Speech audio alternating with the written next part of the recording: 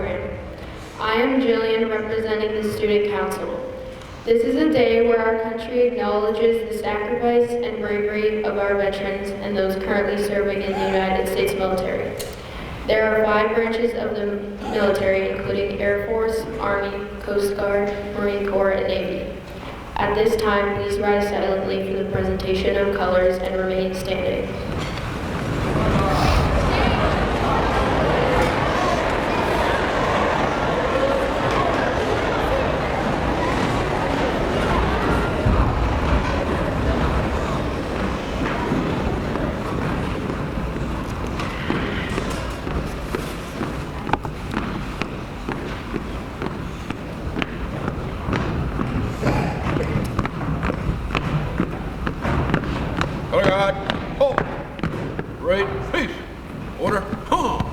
Post.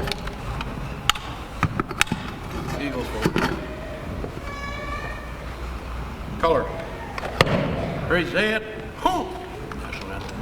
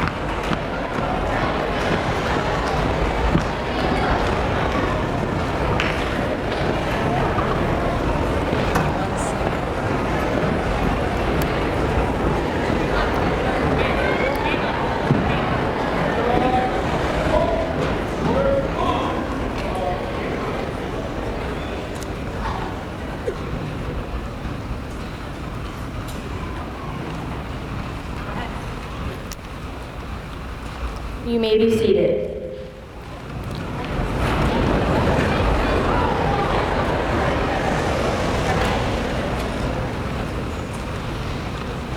General Washington and 2 representatives, including Frances Hopkinskin from the Continental Congress, visited Philadelphia seamstress Betsy Ross at her shop and showed her a rough design of the flag.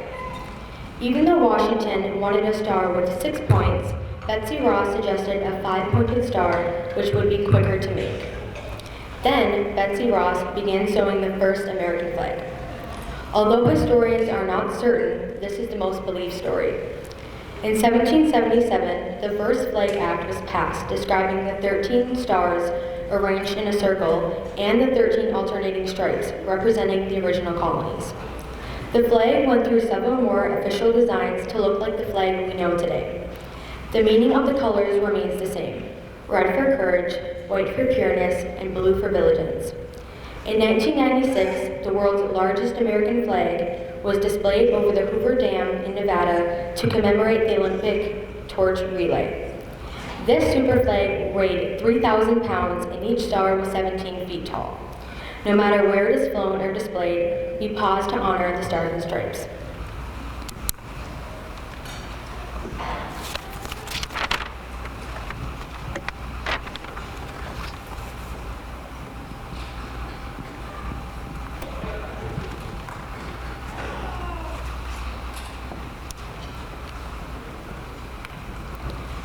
Please stand for the Pledge of Allegiance.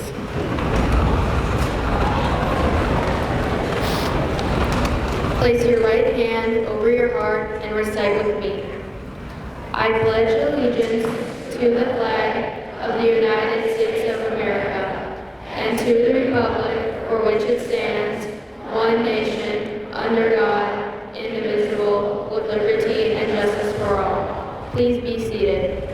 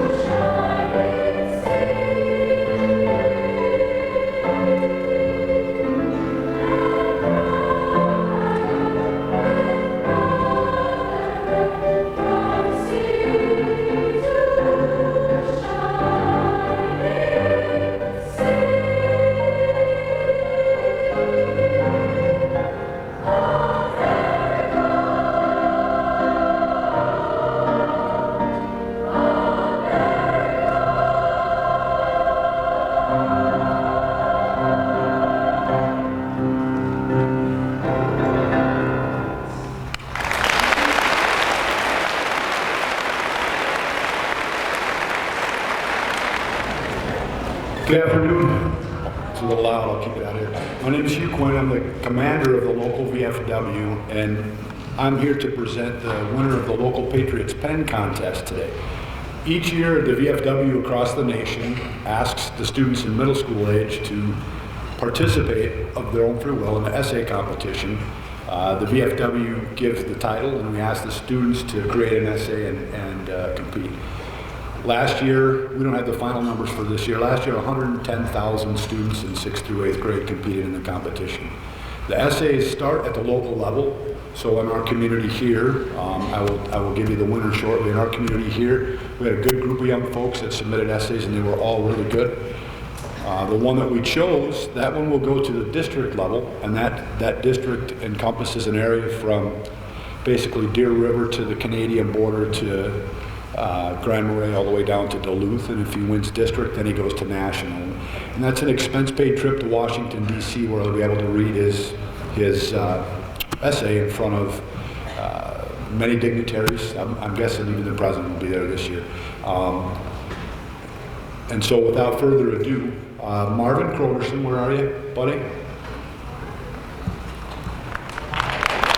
Come on, Mark.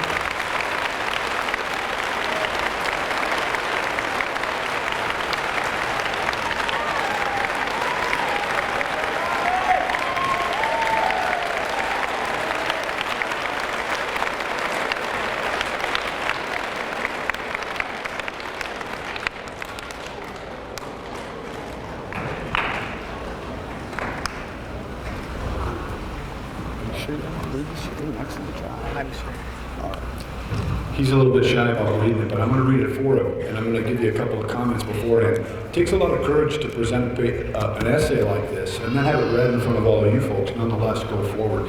And it's his writing shows his courage, but it also shows his patriotism. So here it goes. What makes America great? There are many answers to that question. While researching what makes America great, I couldn't find any real answers of all the articles where the authors were using sarcasm or straight out saying that America is a terrible country. This makes it really hard to write about, since all I can find are the bad things.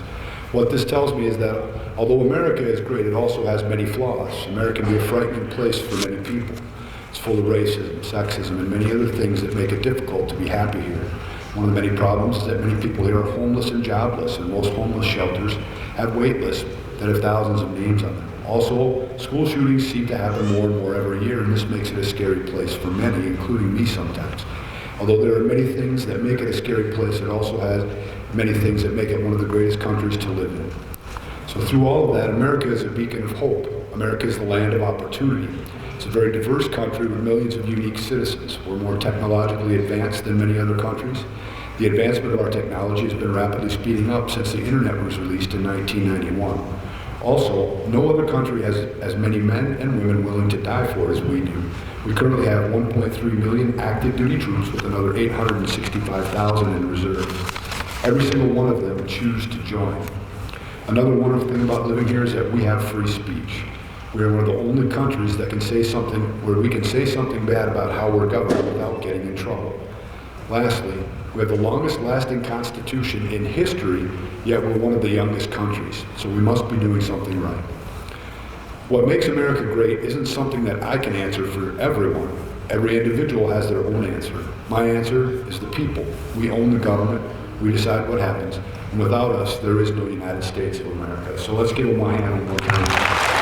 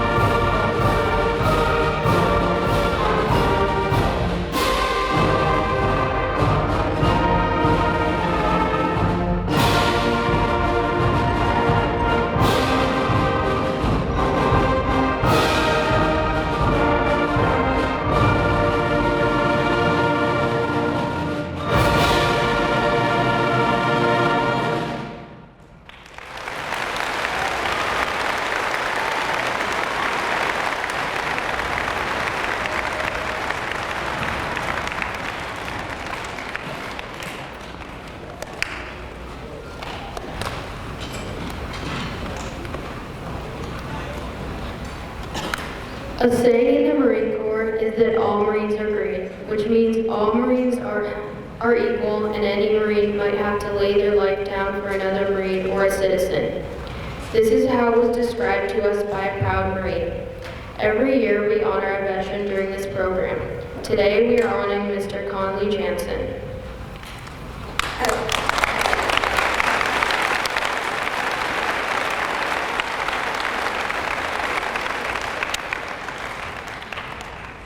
Ever since Mr. Jansen was 5 years old, he knew he was going to be part of the military. He was influenced by several members of his family who served in the military. Mr. Jansen volunteered to serve in the Marine Corps in 1986, became a Marine in 1988, earned the rank of sergeant, and returned as a civilian in 1993. When he enlisted to the Marine Corps, he was sure that there would be a chance he would have to give his life to citizens of this country he would never meet. Mr. Jansen served under 3 presidents while he was active. Even though he didn't always agree with them, he never questioned their authority because he knew that he would continue to serve for the greater good of a truly united country. During his time, Mr. Jansen had multiple jobs, including being a radio and satellite communicator, working with Special Operation Training Group for Arctic Warfare and Survival, and a primary marksmanship rifle instructor, among others. Although Mr. Jansen had many assignments that took him across the world, his most important job, like all other Marines, was being a warrior. In Mr. Jansen's words, veterans never question, they never doubt, and they never give up on the fact that they are serving the greatest country on earth. When we met Mr. Jansen, it was clear he continues to be dedicated in selfless service to others. He enjoys working with local recruits and talking to young people who are thinking about enlisting. The service continues in the Jansen family with the enlistment of his son and daughter. Thank you for allowing us to share your story today. Please help us say thank you with a round of applause.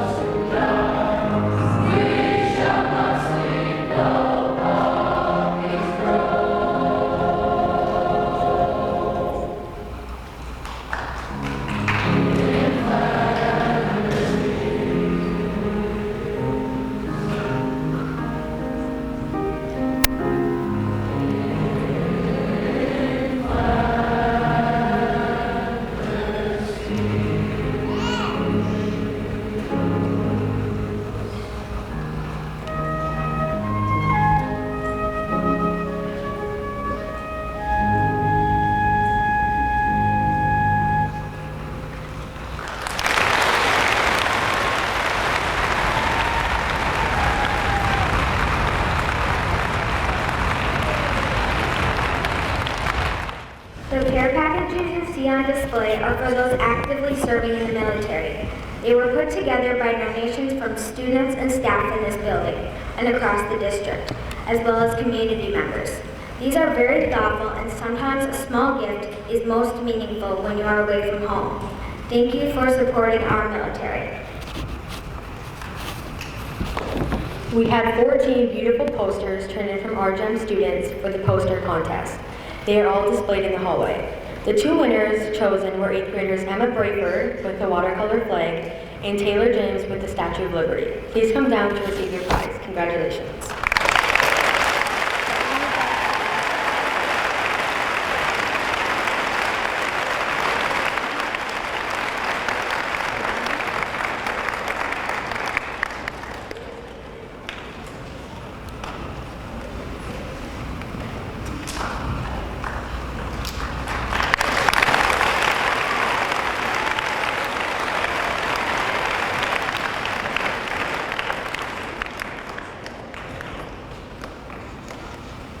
Taps is the name of a 24-note tune played by a bugle or trumpet. In 1862, General Daniel Butterfield did not like the usual bugle call that signaled lights out at night for soldiers. So he wrote a new tune that became popular throughout other troops in the Army. Taps most likely got its name from the 3 drum beats, or taps, that followed the old bugle call. Today, taps is performed at military funerals and memorials, and it is usually played to accompany the lowering of the flag. Now our very own RJEMS 8th grader Dylan Stein will perform taps on the trumpet.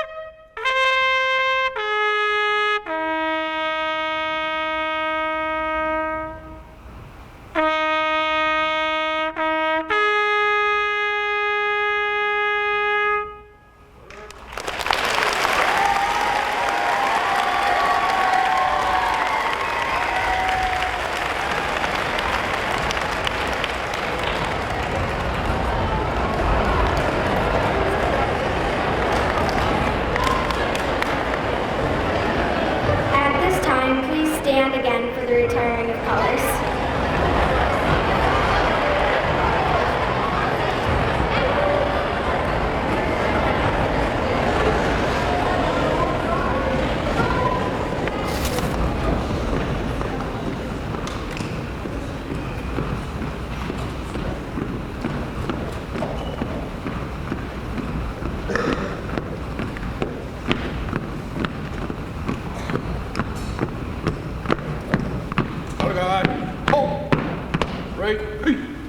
Order, present, order, retrieve, color, right shoulder, left, peace, forward, color left, color left,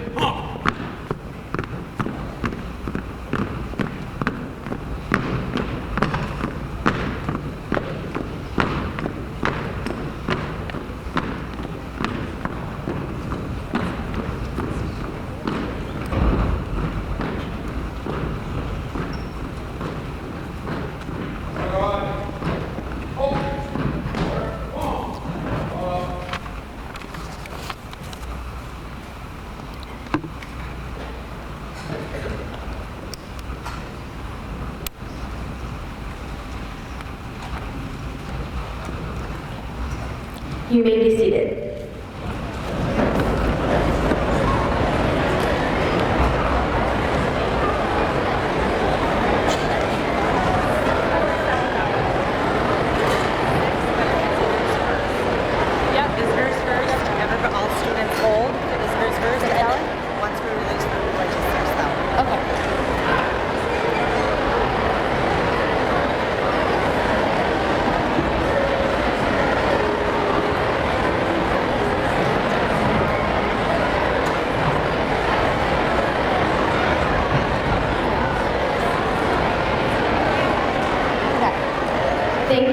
all for coming to our annual Veterans Day program. We appreciate all the work and help that went into making this program possible.